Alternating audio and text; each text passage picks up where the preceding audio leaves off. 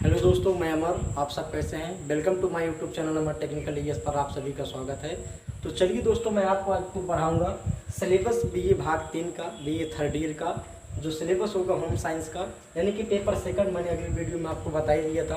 First paper हमने आपको बताया था डाइट थेरेपी के बारे में। अब इसी अमर टेक्निकल पर भी आपको उपलब्ध होंगे दूसरे पेपर का सिलेबस जो है।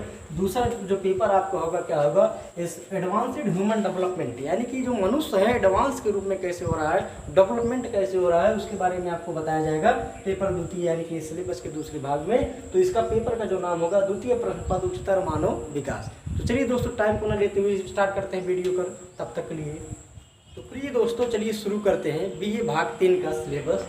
Paper second advance human development के बारे में हम और आप जानते हैं। द्वितीय प्रश्न पत्र यानी कि उच्चतर मानव विकास के बारे में हम और आप अध्ययन करते हैं। तो प्रिय दोस्तों, प्रिय छात्रों, यहाँ से हम और आप पढ़ाई को स्टार्ट कर देते हैं। जब तक हम और आप अपना सिलेबस नहीं जानते हैं तब तक हमारे और आपके लिए ही यह परीक्षा जो रहती है बहुत ही कठिन सी महसूस होती है। तो प्रिय छात्रों, मैं आपसे ही बताना चाहता हूँ कि पढ़ाई करने से पहले, आगामी परीक्षा देने से पहले हमें और आप क्या जानना चाहिए, अपने पाठ्यक्रम, अपने सिलेबस के बारे में अध्ययन कर लेना चाहिए, जो मैं आपको इस यूट्यूब के माध्यम से आपको बताने का प्रयास कर रहा हूँ। आप कॉपी और पेन लेकर इसको बहुत बढ़िया से लिख लीजिए, क्योंकि आगामी परीक्षा सन 2021 और 22 वाले सत्र में आपको इन्हीं सिलेबसों का अध्ययन करना है प्रिय छात्रों। तो चलिए दोस्तों, टाइम को न लेते हुए स्टार्ट करते हैं। अमर टेक्निकल पर आप सभी का स्वागत है। यहाँ पे चालू करते हैं अपने वीडियो पर और यहाँ से शुरू करते हैं। प्रिय दोस्तों, यहाँ पर हमको और आपको देखने को मिल रहा है एडवांस ह्यूमन डेवलपमेंट, यानी कि द्वितीय प्रश्न पत्र उच्चतर मानव विकास। बीए भाग 3 में आपको दूसरा प्रश्न पत्र क्या पढ़ना है, तो जैसे यहाँ पर मैंने लिखा है द्वितीय प्रश्न पत्र उच्चतर मानव विकास, यानी कि लैटिन वर्ड में देखना है तो क्या पढ़े, एडवांस ह्यूमन डेवलपमेंट। तो प्रिय दोस्तों, इसमें पढ़ने हमें और आपको क्या है, तो यहाँ से चालू करते हैं हम लोग विशेष आवश्यकता वाले बच्चे। कुछ ऐसे भी बच्चे होते हैं जो विशेष आवश्यकता वाले बच्चे होते हैं, उनके बारे में हमें और आपको अध्ययन करना है। कुछ क्या होते हैं, मंद बुद्धि वाले बच्चे होते हैं, कुछ विशेष बालक होते हैं, कुछ विशिष्ट बालक होते हैं। सभी प्रकार के बालकों के बारे में हमको पेपर सेकंड में उच्चतर मानव विकास में पढ़ना है। तो प्रिय दोस्तों, और आगे चलते हैं। परिभाषा उनकी जाननी है, ये जो विशेष बच्चे हैं इनकी परिभाषा जाननी है, शब्दावली जाननी है, बोलने का तरीका जानना है ऐसे बच्चों का। उसके बाद भारत में विकलांगता के अध्ययन, जो भारत के अंदर विकलांगता हो गई है पूर्ण रूप से, इनका अध्ययन कैसे करेंगे उनके बारे में हम और आप जानते हैं। विकलांगता को बहुत ही प्रिय नाम दिया गया है, बहुत अच्छा नाम दिया गया है। अब ऐसे विकलांग व्यक्तियों को क्या कहा जाता है, दिव्यांग कहा जाता है। तो प्रिय दोस्तों, क्या कहा जाता है, विकलांग को दिव्यांग कहा जाता है। भारत में विकलांगता के अध्ययन का इतिहास, विभिन्न प्रकार की अक्षमताएं को जानना है, किस कारण विकलांगता भारत के अंदर आ रही है, हमको और आपको पेपर सेकंड में उच्चतर मानव विकास में उनका अध्ययन करना है। तो प्रिय दोस्तों, और आगे बढ़ते हैं। जैसे इतिहास हम और आप जान लेते हैं तो विभिन्न प्रकारों की क्षमताएं जानते हैं, उनकी परिभाषा हमें और आपको जाननी पड़ती है कि परिभाषा कैसे उनकी है, किस लिए वो हो रहे हैं, उनके बारे में कैसे अध्ययन करना है, उनकी परिभाषा हमें और आपको पढ़नी है। और वर्गीकरण जानना है, कैसे उनका वर्गीकरण हुआ, किस प्रकार से उनके समावेश में जो विकलांगता के प्रकार पर चले गए। और मानसिक मंदता को पूर्ण रूप से जानना है, तो उनका जो मानसिक डेवलपमेंट है, ह्यूमन डेवलपमेंट है, पाठ का ही नाम ह्यूमन डेवलपमेंट है। तो ध्यान दें, मानसिक मंदता जो है उनके बारे में अध्ययन करना है, उनकी मानसिक बुद्धि कैसी है, IQ लेवल कितना है, बुद्धिलब्धि उनकी कितनी है, सोचने की क्षमता कितनी है, उसके बारे में हमें और आपको अध्ययन करना है। कहाँ पर, मानसिक मंदता के बारे में।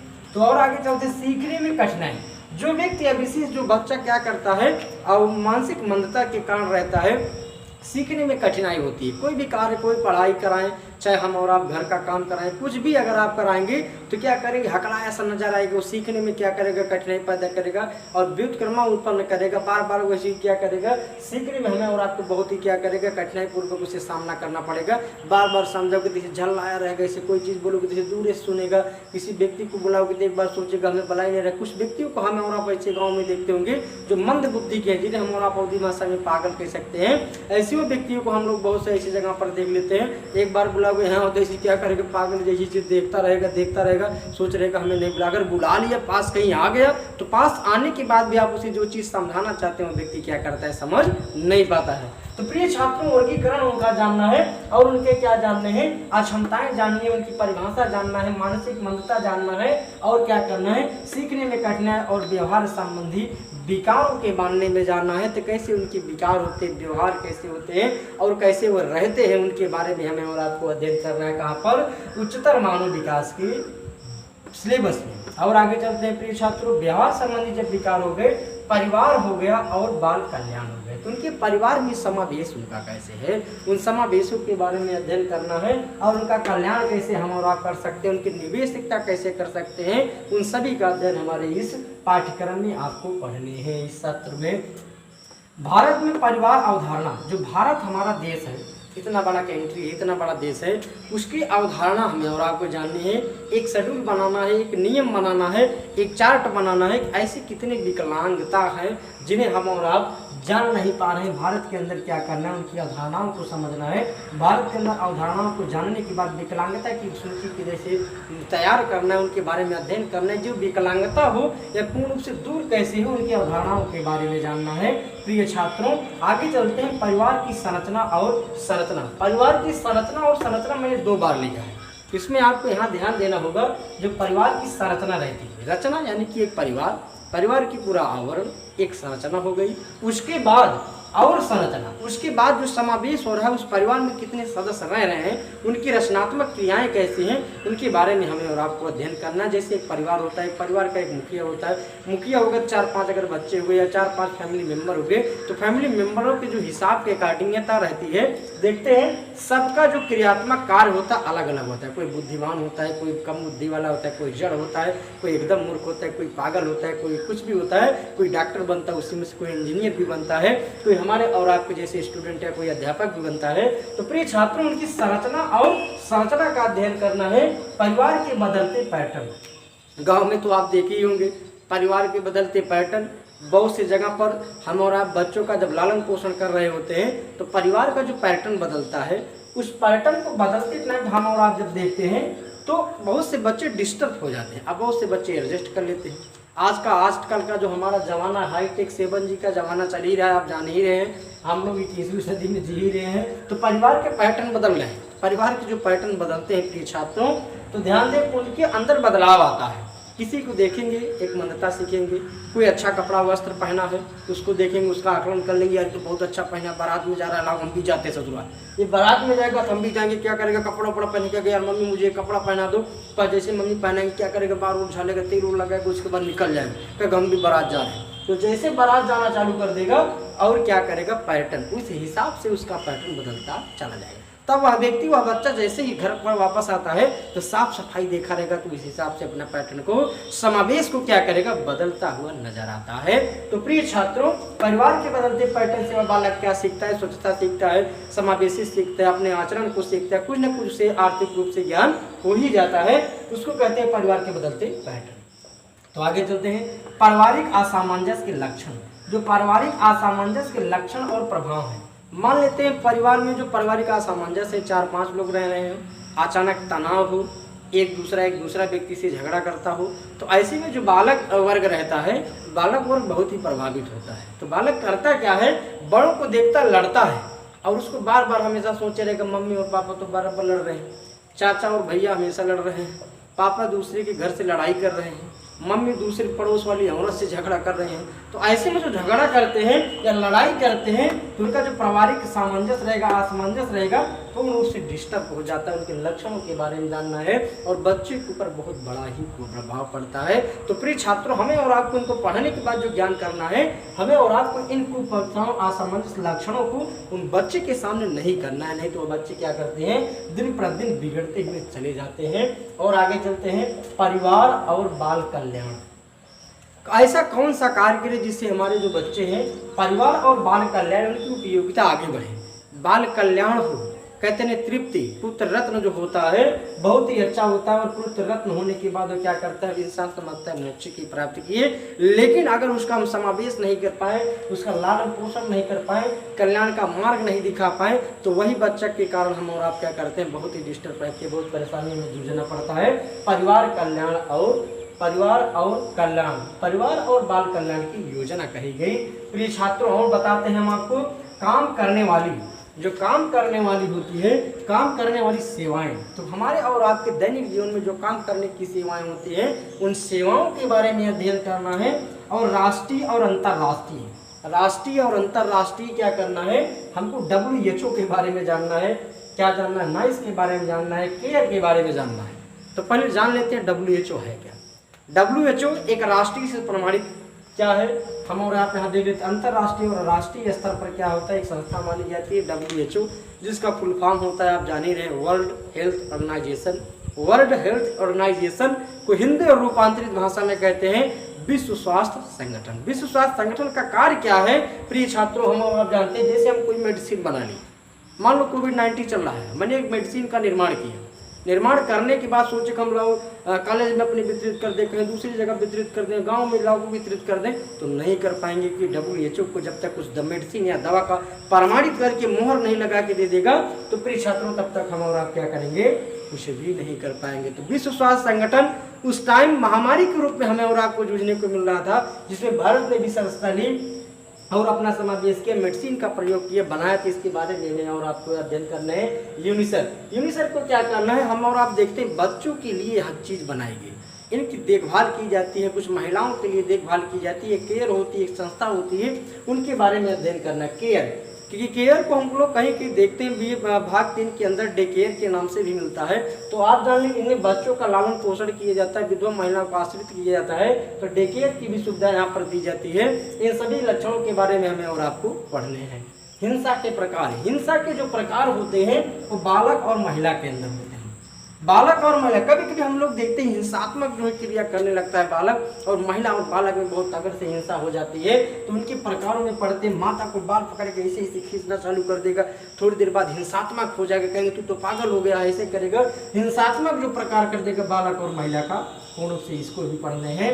विवाह की अवधारणा, विवाह की अवधारणा मतलब विवाह के कितने प्रकार है, विवाह का समायोजन क्या है, अवधारणा क्या है, विवाह के बारे में किस धर्म में कैसा विवाह होता है, उनके विवाहों के बारे में हमें और आपको पढ़ना है, उनकी अवधारणा जाननी है, समायोजन जानना है, और कानूनी पहलू भी जानने हैं। कानूनी पहलू विवाह के बारे में जानने हैं कि अगर मान लो ब्रेकअप हो गया, आजकल तो बहुत तेजी गति से चल रहा है 3 तलाक, कभी यार दूरी से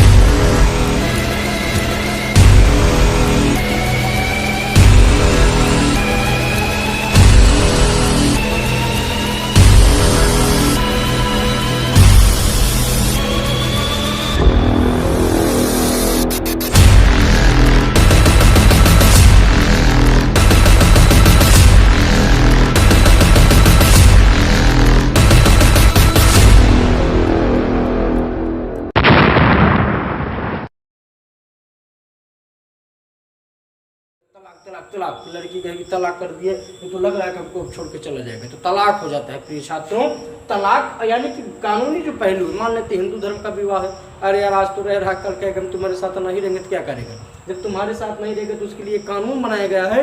पहला कानून बनाया गया आपके तहसील के अंदर, आपके गांव के अंदर, गांव के बाद जिला के अंदर न्यायिक जज के लिए नियुक्ति की जाती है। अगर महिला प्रताड़ित है कि प्रार्थना पत्र एप्लीकेशन देकर वहां पर सुनवाई करा सकती है, अभी कानूनी कार्रवाई बनाई गई है। जैसे कानूनी पहलू के हिसाब से आपको विस्तार रूप से जब हम आपको चैप्टर लेके आएंगे तो उसमें पढ़ाएंगे।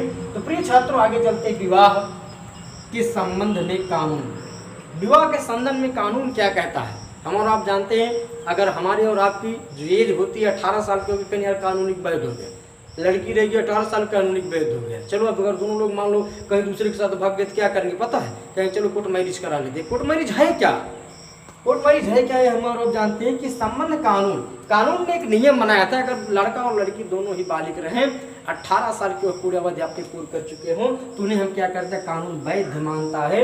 उन विवाहों के बारे में हमें और आपको अध्ययन करना है प्रिय छात्रों। और चलते हिंदू, मुस्लिम और विशेष विवाह अधिनियम के बारे में पढ़ना है। हिंदू का विवाह कैसे होगा, मुस्लिम का विवाह कैसे होगा, इन सभी विवाहों के बारे में हमें और आपको जानने हैं, जो कि इसी भाग में पढ़ने हैं। द्वितीय प्रश्न पत्र उच्चतर मानव विकास के अंदर, ह्यूमन डेवलपमेंट के अंदर। प्रिय छात्रों, इसमें तलाक भी पढ़ने हैं, दहेज भी पढ़ना है, ब्रेकअप भी पढ़ना है। तलाक तलाक तो आप जान ही रहे मुसलमानों का भी देखो अब बहुत तेजी गति से एक बार चल रहा था, कुछ ब्रेकअप आया, बहुत सी महिलाएं तलाक से प्रताड़ित होती हैं। अगर पति नहीं कहे कोई दूसरे का फोन आ गया तो कहेंगे यार तो बहुत गड़बड़ लड़की है, काम करेंगे तलाक दे दो उसको, तो अगला व्यक्ति कहेगा तलाक तलाक, 3 बार तलाक बोल दिए तो लड़की क्या करेगी, अकेले ही बेचारी अपने जीवन बिताती है। लेकिन उसके भी बहुत से नियम बनाए हैं। जब इस तलाक को मैं आपको चैप्टर में पढ़ाऊंगा प्रिय छात्रों, आप ऑनलाइन जुड़ सकते हैं, बहुत अच्छा आपको लगेगा। दहेज के बारे में बताएंगे, ब्रेकअप के बारे में बताएंगे, जो आपको पढ़ने हैं परिवार की जो अवधारणा होती है। आगे चलते हैं जनसंख्या और पारिवारिक जीवन शिक्षा। जनसंख्या जो है, पारिवारिक जीवन क्या है, शिक्षा क्या है, अशिक्षा क्या है, हमको जानना है। जैसे बहुत से व्यक्ति ऐसे भी होते हैं अपना जीवन जीते तो रहते हैं, लेकिन क्या करते हैं, ऐसे अशिक्षित व्यक्ति रहते हैं, बाल विवाह हो जाता है, कुछ जबरदस्ती उसे विवाह भी करा लेते हैं, कुछ क्या करेंगे जानबूझकर विवाह करा लेते हैं, कुछ ऐसे भी विवाह, जनसंख्या पर ध्यान ही नहीं देते। जनसंख्या का जो है तीव्र गति से प्रावधान करते हैं और जनसंख्या बढ़ती चली जाती है। जैसे मान लेते हैं किसी के पास 2 बच्चे हैं और किसी के पास 11 बच्चे हैं, तो जब 2 बच्चा रहेगा तो उसका लालन पोषण हम और आप अच्छे से कर सकते हैं, आप भली भांति जान रहे हैं। जब 11 बच्चा है कैसे लालन पोषण करेंगे, तो को क्या करेगा, कपड़ा रहेगा तो कपड़े नहीं रहेंगे, खाने के लिए तरस रहा है तो एक रो रहा है मम्मी मम्मी कर रहा है, ऐसे कुछ बहुत से लक्षण आते हैं। हमें और आपको क्या करना है, जनसंख्या के बारे में, नियंत्रण के बारे में शिक्षा अर्जन करना है। पढ़ा लिखा व्यक्ति कभी जनसंख्या का जो विस्फोट का कारण नहीं बनता है, अशिक्षित व्यक्ति ही जनसंख्या का विस्फोट का कारण बनता है। तो प्रिय छात्रों आगे चलते हैं, भारत की जनसंख्या, सांख्यिकी जनसंख्या, भारत की जनसंख्या का मूल्यांकन करना चाहिए। एक बार मैं आपको अवगत करा देता हूँ। सन 2011 की जनगणना के हिसाब से 1000 पुरुषों पर 940 महिलाएं थी।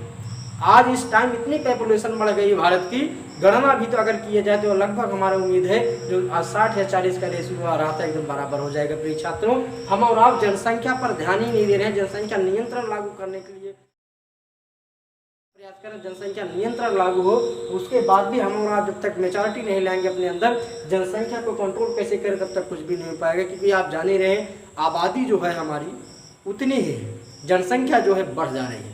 बताने मतलब हमारा जो क्षेत्र है, हमारी जो जमीन है,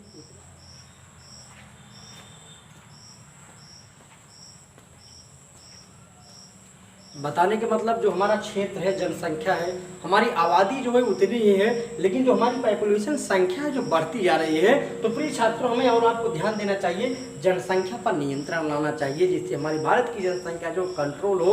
और जनसंख्या को बहुत पूर्ण गति से नियंत्रण लाने के लिए हमें और आपको इस सिलेबस में ही पढ़ना चाहिए। शिक्षा का अर्थ, आवश्यकता, महत्व और उद्देश्य, परिवार नियोजन की अवधारणाओं में आवश्यकता ही पढ़ने हैं। तो प्रिय छात्रों, हमें और आपको विशेष रूप से ध्यान देना चाहिए कि उन छात्राओं या किसी भी व्यक्ति विशेष के लिए हमें और आपको यह जानना चाहिए उसका महत्व, उद्देश्य, नियोजन और अवधारणा के बारे में भली भांति स्पष्ट कर लेना। दोस्तों, उसके बाद हमको और आपको क्या जानना है, बालक मार्गदर्शन का उद्देश्य। बालक मार्ग का जो दर्शन है, इसके उद्देश्य जानने हैं। उसके बाद मार्गदर्शन और परामर्श के प्रकार जानने हैं, उनको परामर्श कैसे दिए जाए, अच्छा मार्गदर्शन कैसे करें, उनके प्रकारों के बारे में हमें और आपको अध्ययन करना है। प्रिय छात्रों, बच्चों के लिए परिवार सहायता सेवाएं, बच्चे क्या कर रहे हैं, सहायता कैसे पा रहे हैं। बहुत से बच्चे गरीब होते हैं, वह सहायता नहीं पाते हैं। जो बच्चे सहायता पाते, पढ़ लिख नहीं पाते हैं, या अन्यथा उनकी सहायता कैसे की जाए, हमें और आपको सहायता के देने के लिए इस सिलेबस में रखा गया।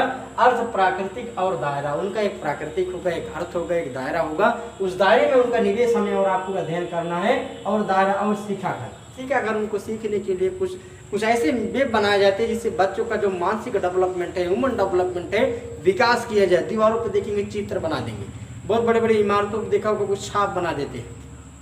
उनको सिखाने के लिए सीखाघर बनाया जाता है, जिससे वह विशेष व्यक्ति क्या करे, सीख कर आगे चले। और डे केयर सेंटर का निर्माण किया जाता है। और डे केयर सेंटर में ऐसे कुछ संस्था के हिसाब से कुछ ऐसे श्रमिक बच्चों को एकत्र करके डे केयर करता क्या है, उनकी लालन पोषण करता है, उनको निवेश करने के लिए बताता है, पढ़ने के लिए बताता है, कुछ अनाथ बच्चों का आश्रय देता है डे केयर। और आगे चलते हैं किशोर सदन का निर्माण किया जाता है, जहाँ पर सिर्फ किशोर ही रहे। ऐसे बालकों का निर्माण किया जाता है जहाँ पर किशोर का एक सदन लगाया जाता है, वहाँ पे किशोर से क्वेश्चन पूछा जाएगा और किशोर उठकर क्या करेगा, प्रश्न का आंसर बताएगा। उसे हम किशोर सदन के नाम से जान सकते हैं। प्रिय छात्राओं या छात्र, हम आपसे यह बताना चाहेंगे, अवलोकन गृह और किशोर जेल। अवलोकन जो गृह है अपने घर का अवलोकन करेगा, गृह का अवलोकन करेगा, कैसे मेरा परिवेश है, उस परिवेश के हिसाब से वो अपना ह्यूमन डेवलपमेंट करेगा प्रिय छात्रों। और किशोर जेल जैसे मान ही लेते, हमने आपको थोड़ी देर पहले बताया कि 14 साल, 15 साल, अगर 17 साल की उम्र है, 13 साल की उम्र है, 10 साल की उम्र है किसी व्यक्ति विशेष या बच्चे का, तो क्या रहता है, नाबालिग रहता है। तो ऐसे में किशोर जेल, कोई हत्या कर ले, कोई मर्डर कर ले, कोई कुछ कर ले, तो वह क्या कहलाएगा, किशोर जेल कहलाएगा। तो उसको किशोर जेल के निर्माण किए जाते हैं, किशोर के अंदर, वह जेल के अंदर उसे क्या कर दिया जाता है, बंद कर दिया जाता है प्रिय छात्रों। तो ऐसे में करना क्या हमें और आपको है, किशोर जेल का जो है निर्माण किया जाता है। ऐसे में हम और आप देख लेते हैं आगे, महिलाओं के लिए सेवाओं का समर्थन करता है। तो ऐसे बहुत से विशेष संस्थाएं हैं जो महिलाओं के लिए क्या करते हैं, समर्थन के एक पात्र हैं। महिला आश्रम का भी निर्माण किया जाता है। महिलाएं वहाँ क्या करती है, एक महिला का आश्रम बनाती है और महिलाओं के आश्रम में वह पद्धति दी जाती है नारी निकेतन। नारी के निकेतन के लिए, नारी को उठाने के लिए क्या करता है, क्रम आगे बढ़ाएगा, और क्रम को आगे बढ़ाने के लिए नारी निकेतन जो है बहुत ही आगे आगे कार्य करता है और नारियों के सम्मान के लिए हमेशा सक्रियबद्ध लगा रहता है। विधवा आश्रम, विधवा आश्रम में क्या होता है, बहुत सी महिलाएं विधवा हो जाती हैं। विधवा होने के बाद उनको उस आश्रम में रख दिया जाता है। वह रखने के बाद वह आश्रम क्या करता है प्रिय छात्रों, वह आश्रम करेगा क्या, उनका देखभाल करेगा। उस आश्रम में ऐसी व्यवस्था बनाई जाती है जैसे वह व्यक्ति विशेष क्या करे, पूर्ण रूप से कमाई कर ले, उसी कमाई के निवेश से अपने घर का लालन पोषण और बच्चों का देखभाल करे। या विधवा आश्रम में ऐसी सुविधाएं दी जाती हैं। ओल्ड आमा होम, ओल्ड आमा होम क्या, जैसे जो व्यक्ति क्या करता है, ओल्ड हो जाता है, पुराना हो जाता है, उन्हें आमा होम, होम के अंदर, घर के अंदर स्टोर कर दिया जाता है। यानी कि स्टोर का मतलब एक जगह पर क्या करेंगे, जो वृद्ध रहेगा, व्यक्ति रहेगा, हम और आप भी देखते हैं, जो वृद्ध हो जाए कहेंगे चलो वही घर के बगल हो, तुमको एक कमरा दे दिया जाएगा, एक छप्पर दे दिया जाएगा, वहीं पे ओल्ड आमा होम बना दिया जाएगा, उसका पूरा पर्यावरण नहीं रहेगा। कहेंगे दादा कहेंगे वो देखो मड़िया में बैठे हो, कहेंगे दादी कहेंगे वो कमरे में एक जगह बैठी है, तो उनको ओल्ड आमा ना, ओल्ड क्या कहेंगे, ओल्ड आमा होम के नाम से जाना जाता है। ऐसे वृद्ध व्यक्तियों को एक जगह पर स्थान देना ही घर के अंदर ओल्ड आमा होम कहलाता है। वृद्धों के लिए प्रिय छात्रों डे केयर का व्यवस्था किया गया। अगर जिसके घर पर ये बच्चे उनका लालन पोषण नहीं कर रहे हैं तो डे केयर क्या करेगा, उनका अपनी जिम्मेदारी अपने ऊपर उठा लेता है। परिवार मार्गदर्शन करता है, केंद्र के लिए सेवाओं का समर्थन करता है। समर्थन करते करते आप पूरा सिलेबस हमें और आपको पढ़ना है। तो प्रिय छात्रों अगले आपको यूट्यूब चैनल में मिलेंगे, तो हम और आप देखेंगे पेपर लेके थर्ड में जब हम आपको आएंगे तो आपको होम साइंस का बारे में बताएंगे, पेपर थर्ड के बारे में, या भी आप सिलेबस समाप्त ह्यूमन डेवलपमेंट और उच्चतर मानव विकास में है। Thank you.